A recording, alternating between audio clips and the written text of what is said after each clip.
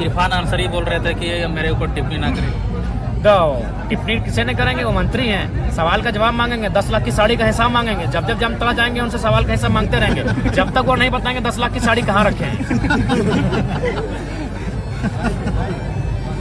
ऐसे भी इरफान अंसारी जी दिल के बहुत स्वच्छ है। हालांकि सरकार में जब आए हैं तो मलाई वो भी मार रहे हैं, घोटालेबाजी वो भी कर रहे हैं। इसीलिए हमें लगता है वो डॉक्टर ठीक थे, नेता बन के अपने आप को थोड़ा डिस्टर्ब कर लिए। बोल रहे थे कि साला हमको भी नहीं छोड़ा। किसी को नहीं छोड़ेंगे तो क्या। और एक ऐसा शख्स है इरफान अंसारी, अगर आप टेंशन में हैं तो उनके वीडियो को देखिए, थोड़ा सा टेंशन कम हो जाएगा। इरफान जी को कोई भी ऐसे सीरियसली उनके वीडियो को कोई वॉच नहीं करता, कोई भी रहे, जो भी उनको वॉच करते हैं अपने फ्रस्ट्रेशन को, अपने मतलब जो उदासी हताशा छाती है उसको दूर करने के लिए बड़ी अच्छा बातों को रखते हैं। जयराम जी सीट पे चुनाव लड़ने का जो है घोषणा कर दिया है, लेकिन आपने भाषणों के दरमियान ये कहते थे कि जगन्नाथ दास का हम सम्मान करेंगे। तो सम्मान किया है जी, आजीवन सम्मान किए।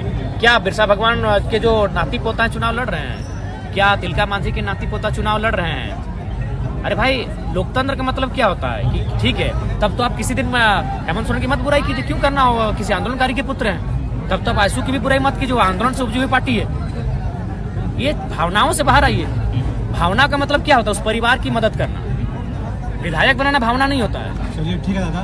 सूर्य सिंह बेसरा बोलते हैं कि टाइगर जो है युवा का भ्रम फैला रहा है, गलत राह में लेके जा रहा है, इस पर आप क्या कह रहे हैं? देखिए, सबसे पहली बात हमें लगता है कि उनकी जो पॉलिटिक्स है वो 1985 वाली है, हमारी पॉलिटिक्स 2024 वाली है। तो 15 और 24 39 लगभग 40 साल का अंतर है। तो इसलिए थोड़ा सा वो अंतर को समझ नहीं पा रहे हैं। वो उस दौर में थे जब फ्री हिट नहीं था, वो उस दौर में थे जब आपका मतलब ये 2020 का दौर नहीं था। तो ये दौर बदल चुका है। उनको बोलिए आपने अपने समय को समझा, इस समय को समझने में भूल कर रहे हैं। तो 5वां जेपीएससी में जो है बहुत ध्यान लेवल सब कर, मंत्री कर, विधायक रिलेशन कर, सब कर हेलो तो तोर सरकार आयल बात की तो यहाँ पर फिर से जांच कर दें। देखिए, स्पष्ट है कि जो भी गलत कार्य हुए हैं पूर्ववर्ती सरकारों में, उनकी जांच पुनः कराई जाएगी, पारदर्शिता के साथ जांच कराई जाएगी और निष्पक्ष और स्वतंत्र होकर तमाम ऐसी परीक्षाएं जो संशय के घेरे में हैं उनकी जांच कराई जाएगी।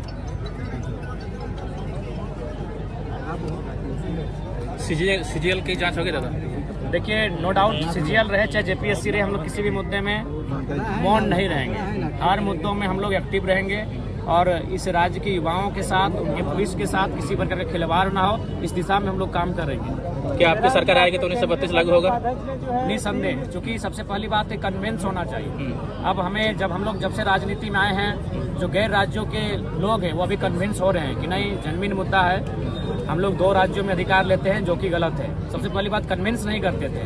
आज हमें उम्मीद है कि जो अगर हमारे विपक्ष में भी हैं, विरोध भी करते हैं, जब उनसे मुखातिब होते हैं, अपनी बातों को रखते हैं, तो उनसे हम लोग कन्विंस कर लेते हैं। और चूंकि झारखंड की जो मांग है, झारखंड की जो जरूरत है वो स्थानीयता है। स्थानीयता के आधार पर ये बैरियर लगना चाहिए, नहीं तो क्या होगी, यहाँ की परंपराएं, यहाँ की संस्कृति सब धूमिल हो जाएंगी और यहाँ के लोग कहीं ना कहीं गौण हो जाएंगे। तो इरफान अंसारी जिस तरह से जो है जेएसएससी सीजीएल को लेकर आपके केंद्रीय वरीय उपाध्यक्ष ने 3 दिन का महाआंदोलन का ऐलान किया आज ही के दिन पे, किस तरह से समर्थन दीजिएगा छात्र? देखिए, वो हमसे बातचीत होके ही उनको हम लोग रांची का जो भी कार्यक्रम होता है सबका एक हम लोग जिम्मा दिए हैं।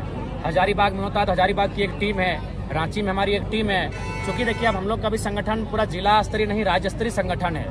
इस राज्य में हम लोग को हर एक मुद्दों में देखना पड़ता है। तो इसलिए का भौगोलिक सीमा के आधार पे हम लोगों ने आंदोलन को एक नेतृत्व के रूप में एक टीम को तैयार किया है और हम लोग हर एक आंदोलन का समर्थन करते हैं और उम्मीद करते हैं कि परिणाम हमारे पक्ष में होगा। बस हमें जो साक्ष्य हैं वो साक्ष्य हमें सौंपा जाए, निसंदेह हम लोग मुखर होकर इस आंदोलन में कूदेंगे। छात्र का आरोप लगा रहे हैं कि जयराम महतो जो है सशरीर उपस्थित नहीं हो रहे। देखिए, हमें क्या, हम तो अभी जाके सशरीर उपस्थित हो जाएंगे, लेकिन जो छात्र आज ये कह रहे हैं, पहले उनको भी जानना चाहिए कि उनके जो संचालक हैं, जिनके नेतृत्व में उन्होंने आंदोलन किया था, नाम बताने की आपको आवश्यकता नहीं है, उन्होंने खुद लाइव में आकर कहा था कि कोई पॉलिटिकल लीडर नहीं आएंगे। तो भाई, आखिर हम लोग भी तो बंधे हैं, हमारी एक पार्टी अब बन चुकी है, अब हम लोग का सिंबल आ चुका है। तो हमने तो छात्रों के जो प्रोटोकॉल है उसका अनुपालन किया है। वहाँ हमको लगता है 10 में 3 जो छात्र वो हमारे जेल के भी सदस्य हैं, उनका खुद का सबने लाइव में आके कहा था कि किसी प्रकार से कोई पॉलिटिकल पार्टी यहाँ इंटरफेयर नहीं करेगी।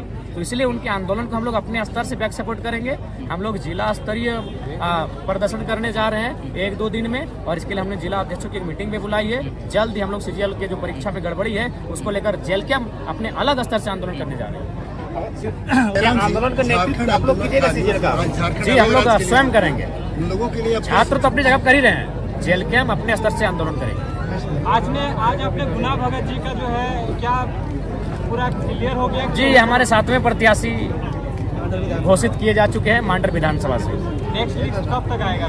नेक्स्ट लिस्ट देखिए जब फ्री होंगे आ जाएगा। हम लोग अभी रांची से फिर घर जाना है, गाड़ी में सफर, खाना पीना गाड़ी में, तो जब रुकेंगे थोड़ा शांत रहेंगे, कलम चलाएंगे और लिस्ट जारी हो जाएगी। जयराम जी, झारखंड अलग राज्य के लिए आंदोलनकारियों ने अपनी खून और बलिदान और जेल गए, उनके बारे में आप अगर सत्ता में आते तो? देखिए, सबसे पहली बात, मैं खुद एक आंदोलनकारी का बेटा हूं और मेरी माँ को भी आश्रित का पेंशन मिलता है। मेरे पिताजी का जो केस हुआ था, मेरे पिताजी जो जेल खट के आए हैं, उसी रिकॉर्ड के आधार पर मेरी माँ को 3000 पेंशन मिलता है। तो नो डाउट मैं आंदोलनकारी परिवार से आता हूँ और मैंने भी आंदोलन को तो देखा नहीं है, क्योंकि मेरे पिताजी का जब मृत्यु हुआ था मैं 1.5 साल, 2.25 साल का था।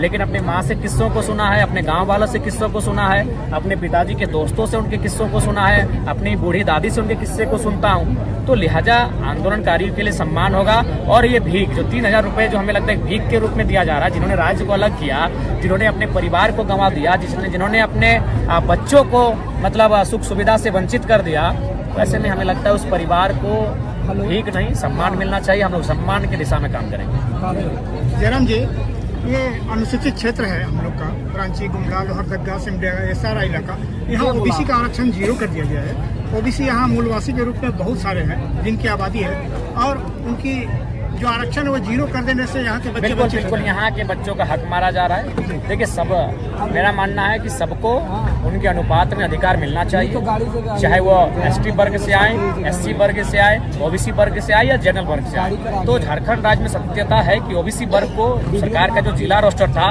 उसमें उनका बिल्कुल सीधे सीने में खंजर घोंपा गया है। इसको हम सुधार करेंगे और उनके अनुपात में जिला के रोस्टर को पुनः बहाल लागू किया जाएगा, और किसी भी जिले में ओबीसी तो शून्य हो ही नहीं सकता है। जयराम जी, आपने डुमरी, अंतिम ये सवाल है कि मांडर विधानसभा क्षेत्र आपके लिए नया है, बिल्कुल नया है, पहली बार आप पेड़ों आए हैं, तो यहाँ इस मांडर विधानसभा को फतह करने के लिए आपने क्या प्लानिंग बनाया है, कैसे आप इसको फतह करेंगे? देखिए, सबसे पहले इस विधानसभा को फतह करने के लिए हम लोग तमाम सामाजिक समीकरण को डेटा तैयार करेंगे। उस डेटा के आधार पर हर एक बूथ में हमारे जो बूथ के लीडर्स होंगे, कैडर्स होंगे, उनको तैनात किया जाएगा, और हर एक तबका, हर एक वर्ग के साथ हमारे जो प्रत्याशी होंगे, हमारे क्षेत्रीय प्रभारी होंगे, हमारे जो प्रखंड की इकाई होगी, उनके साथ टेबल टॉक करेगी, उनसे बैठेगी और उनसे जानेगी कि हम किन किन चीज़ों पे इस क्षेत्र को विकसित कर सकते हैं, और उनकी राय शुमारी से ही हम लोग यहाँ आने का काम करेंगे। उन्हें अपने विश्वास में लेंगे,